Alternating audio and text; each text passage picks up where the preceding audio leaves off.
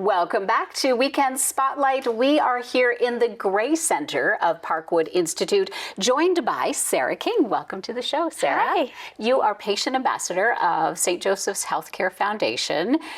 You have a great connection with the hospital. I wondered if we could start by asking, how long have you been in a wheelchair, and can I ask what happened? So I've been in a wheelchair for about 5 years now. Okay. I was ejected from a car Ooh. and leaving me paralyzed. I am guessing that that was the beginning for you of a long time of therapy, Yes. probably right here in the Gray Center. So you're used to that. What was your experience like? I would say at the beginning, it was definitely difficult. I struggled a lot at the beginning. Just having it to be a whole new reality. Yes. And learning how to redo everything, learn life, how to live life all over again. I remember not wanting to go to therapy, it was just tough. And then I feel like with the people, the great people that are here, they made coming to therapy very easy. The sense of humor, anything like that, we got along great. You mentioned not wanting to come here. I would imagine that, obviously therapy, there's going to be a lot of physical therapy, but I imagine a big part of it is the mental part too. Like you said, you didn't want to come, but they coaxed you out of your shell, I assume. Yes, they did. I remember being inpatient and very just down, not feeling the greatest, but the support that I've got has been incredible, and I wouldn't be where I'm at if it wasn't for them. And there's some major technology happening here too. An exo machine, and I don't even know if I'm saying this right, but a Locomat. Can you tell us a little bit about those and how they've helped you out? Of course. So I started out in the Locomat. The exo scared me. Okay. Just because I hadn't walked in so long. It was different. The feeling is different, just being up and not in my chair. So you're actually strapped into something and walking? Yes. Wow. And so the Locomat, you're in a harness, and you are strapped to the machine from up above. So, and then I'm practicing walking with my opposite leg and arm as if you're walking.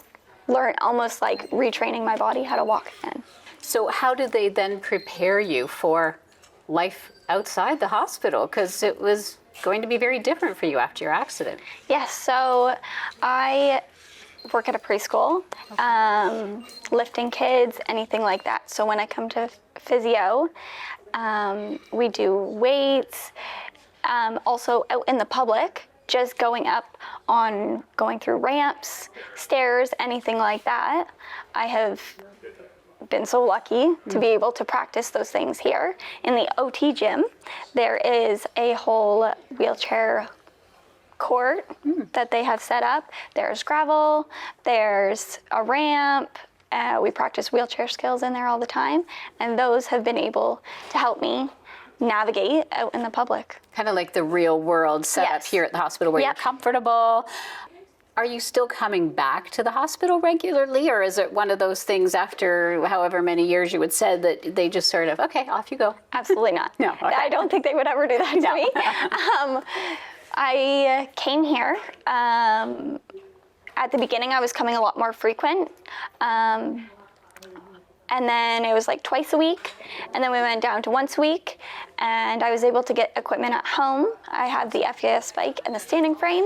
So now I come once every 2 weeks to be able to go in EXO because I don't have it at home. Amazing. Do you have the opportunity, or I'd like to give you the opportunity to do a little shout out to any special people here that have kind of gone above and beyond?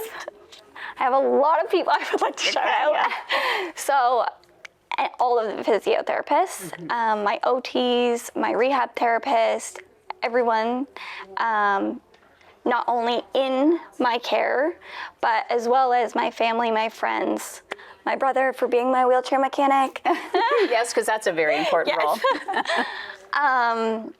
My friends, my family for just not treating me any different, because I feel like that has makes me more comfortable to go out in public.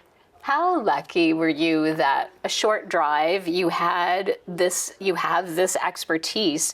It's so important. We're talking about the Dream Lottery Yes. because it is Dream Lottery season. So what would you say to people if they were kind of debating, do I get a ticket, don't I? What would you say? I would say that, one, it is supporting an amazing cause. Like, I would not be here if it wasn't for the care that I have. I wouldn't be able to navigate. I wouldn't be able to maneuver. I wouldn't be working. I wouldn't be driving without my wheelchair. I can't go anywhere without it. So I feel like a ticket means the world to not only me, but to everybody here, because they care so much for their patients. Couldn't have said it better myself. Thank you so much for joining us. Thank you. It's such a great opportunity to hear your story of success and your help in telling people why they need to buy that Dream Lottery ticket. So thank you. Thank you, Sherry. Michelle Campbell from St. Joseph's Healthcare Foundation joins us next to talk about Dream Lottery. Welcome back. This time around, still in the Gray Center here at Parkwood Institute, but this time around we get to chat with Michelle Campbell, President and CEO of St. Joseph's Healthcare Foundation. So awesome to have you join us. Welcome, Sherry. Welcome. Thank you. And this is an amazing area. We've been learning a little bit. We'll chat a bit more about that in a moment, but I thought let's kick things off with some dreams. The Dream Lottery, it is that time, and there is a deadline coming up, right? There is. This Thursday at midnight is the VIP deadline, so get your tickets so that you'll be in for all the draws. As it is with our Dream Cycle every time, the earlier you buy, the more advantage you have to be involved in every special draw. And we have lots of special ones coming up. And I heard something about the VIP and Fun Cash. Fun Cash is new this year, so if you get in on the VIP draw this Thursday at midnight, we're giving away four prizes of $5,000 to 4 lucky winners who are going to be just for buying their ticket by this Thursday. Guilt-free shopping, like shopping that, you know, I wouldn't have to hide the bags when I get Christmas home, right? is coming, That's right? true too. Yeah. You can get some great Christmas shopping in. And let's talk about the grand prizes. You have a number of choices this time around. We have 2 London Dream homes, both built by West Haven Homes out on Sheffield Place, which is a fairly new subdivision out in the southeast end of the city. Beautiful area, both well-appointed homes with a lot of contemporary features. One home has an in-law suite, or if it's not an in-law suite, maybe it's a suite for a child that is coming back home, because that is something that we are seeing a lot more often now, is there are family members that will double up and come back home. So that's the feature of one of the homes. The other home is on the river, and so both homes offer something very unique and very different. Both well appointed, both come with $100,000 cash. Wow. So not only the home, but the cash. That's right. $100,000 cash comes with one of those 2 choices, or if the winner prefers, they can take $1 million in cash. Wow, that would be life-changing.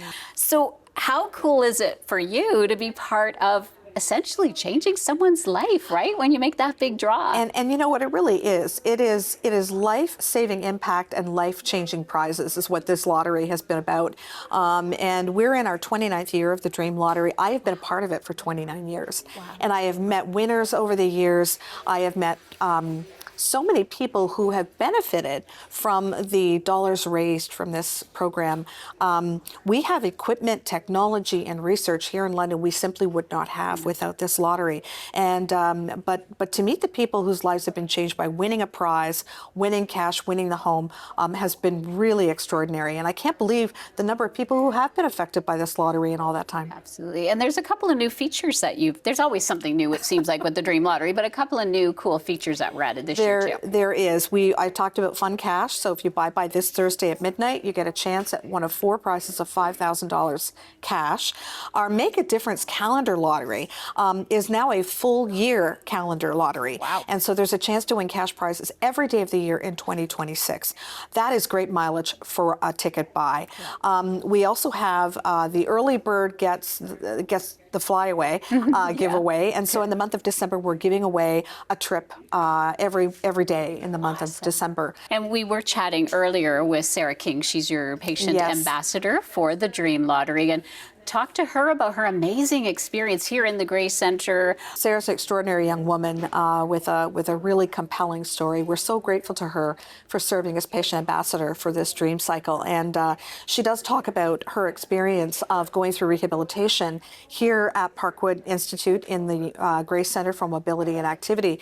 And what you see in this very special space is a lot of highly specialized technical innovation. And that's one of the things we've seen in medical advancements, is that there is more technology being used in rehabilitation that can really benefit and accelerate the gains that people can make if they're coming back from a stroke, a spinal cord injury, a tragic accident, or even a long-term illness.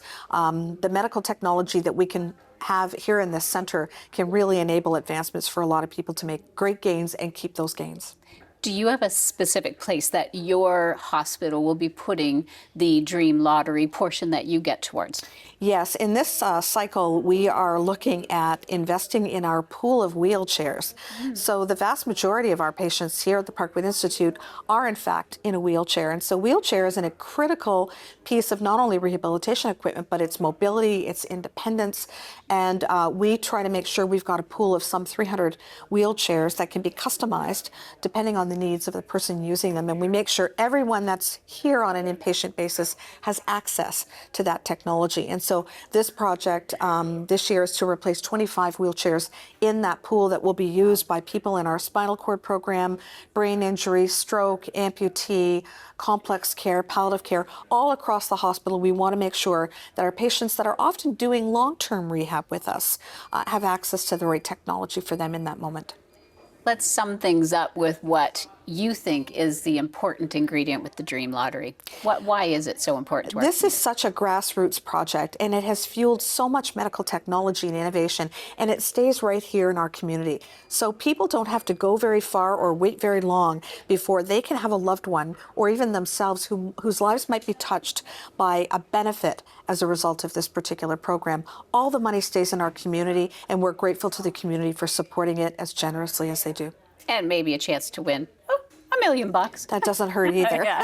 Thanks so much for joining us, Michelle. Thanks, Always Sherry. a pleasure. Thank you so much.